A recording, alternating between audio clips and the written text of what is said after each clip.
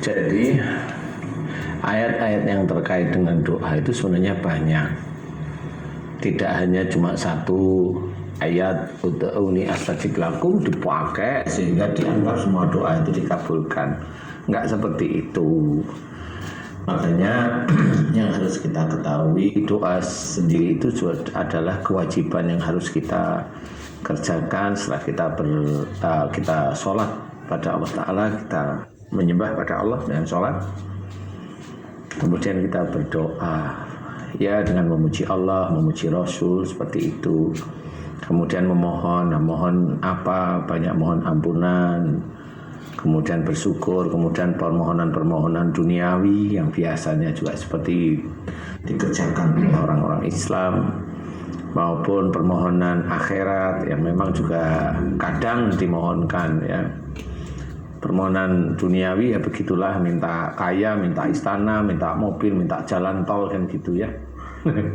Kalau minta akhirat itu ya agar diluruskan iman, tauhid kan seperti itu ya, masukkan dalam surga.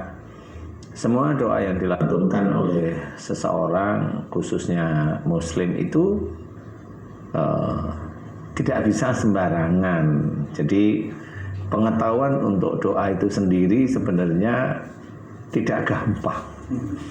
Walaupun harus berdoa ya tidak gampang sebenarnya. Makanya ada kalimat yang sering kita dengarkan, ud'uni astajib lakum.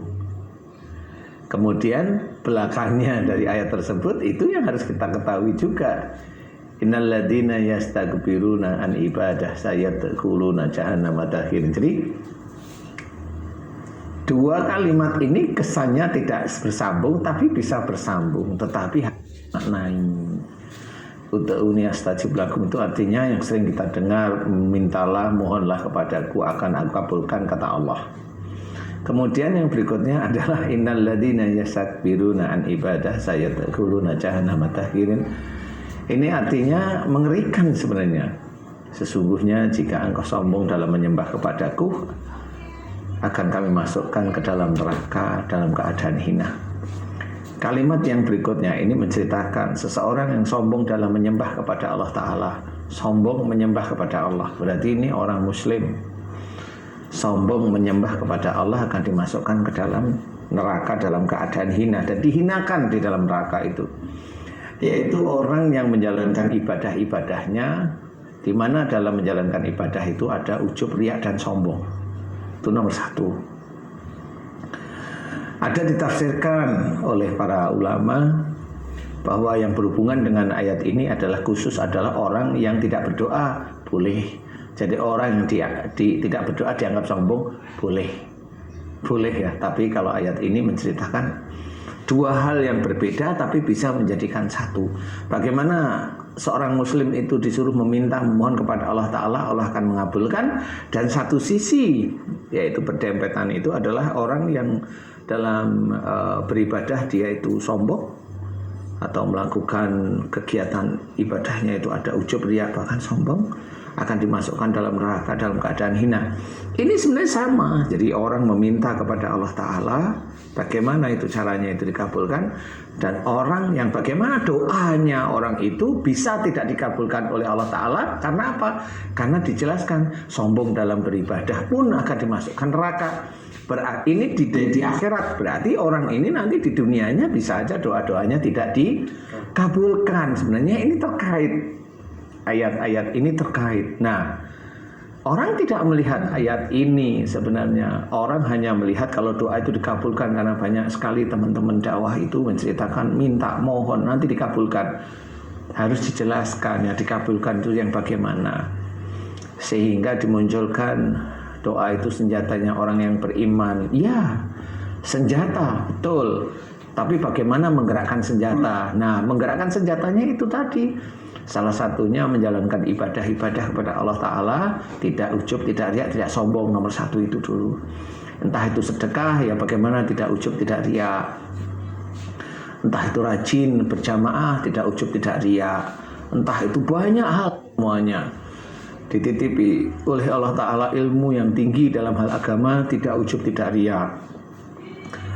tidak memandang rendah orang yang bertanya, tidak memandang rendah orang yang bertanya. Tidak boleh juga, karena bagaimanapun juga orang bertanya itu adalah ujian bagi yang nanti akan menjawab. Nah itu juga sama, kalau orang itu merasa ilmu agamanya lebih tinggi, ya dia sombong di situ. Sombong menyembah kepada Allah Ta'ala. Dia dititipkan ilmu, tapi dia memandang rendah orang lain, dia sombong namanya.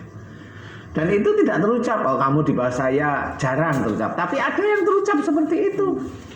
Aku guru, nggak mungkin salah, kan gitu. Kamu murid, pasti banyak salah. Terucap, nggak banyak sih orang-orang seperti itu, tetapi terucap. Kadang di YouTube pun itu terdengar. Nah inilah yang harus kita ketahui, bagaimana Allah itu akan mengabulkan doa seseorang yang katanya doa itu senjatanya orang beriman, tetapi juga kadang-kadang tidak dikabulkan atau belum dikabulkan oleh Allah Ta'ala. Itulah yang sebenarnya mendasari. Nah bagaimana senjata itu bisa bergerak menjadi senjata, menjadi andalan. Yang menggerakkan senjata itu adalah iman dan amal soleh seseorang muslim tersebut. Jadi menggerakkan itu sehingga di dalam ayat yang lain diceritakan wa yastajibul ladzina amanu wa amilus sholihat. Jadi di sini ceritakan dan Allah akan mengabulkan doa. Nah ini jelas orang yang beriman dan selalu mengerjakan amal soleh. Nah itu pegang, karena itu jelas sekali, nalar sebenarnya. Orang yang beriman ya iman kepada Allah Ta'ala, menuhankan Allah, bukan menuhankan uang, bukan menuhankan otaknya yang cerdas, bukan menuhankan kepandaiannya, bukan. Dia seorang yang menuhankan Allah, bukan menuhankan istrinya. Loh kenapa istrinya dibangga-banggain karena cantik? Bukan menuhankan suaminya karena suaminya ganteng, suaminya ahli agama, dibanggain, ya nggak boleh juga. Nggak boleh, karena itu juga menyalahi. Nah itulah yang namanya berbangga terhadap harta, berbangga terhadap nasab, itu juga tidak boleh. Pada ayah, pada pekerjaan, pada ini tidak boleh itu berbangga. Makanya di situ dia menuhankan. Jadi betul-betul iman kepada Allah Ta'ala itu kuat. Iman kepada malaikat itu juga kuat. Loh iman kepada malaikat itu kuat gimana? Harus tahu bahwa di sebelah kanan kita ada Raqib dan Atid. Harus ngerti apa yang kita kerjakan. Kalimat yang keluar dari mulut itu harus benar-benar itu insya Allah bagaimana caranya itu baik dan benar di hadapan Allah, bukan di hadapan manusia. Di hadapan Allah. Di hadapan manusia namanya dipolitisir, namanya apa itu namanya itu? Zaman sekarang itu namanya apa ya? Cari muka itu apa namanya kalau di TV-TV itu? Enggak, itu enggak kenal saya kalau tebar pesona. Itu namanya itu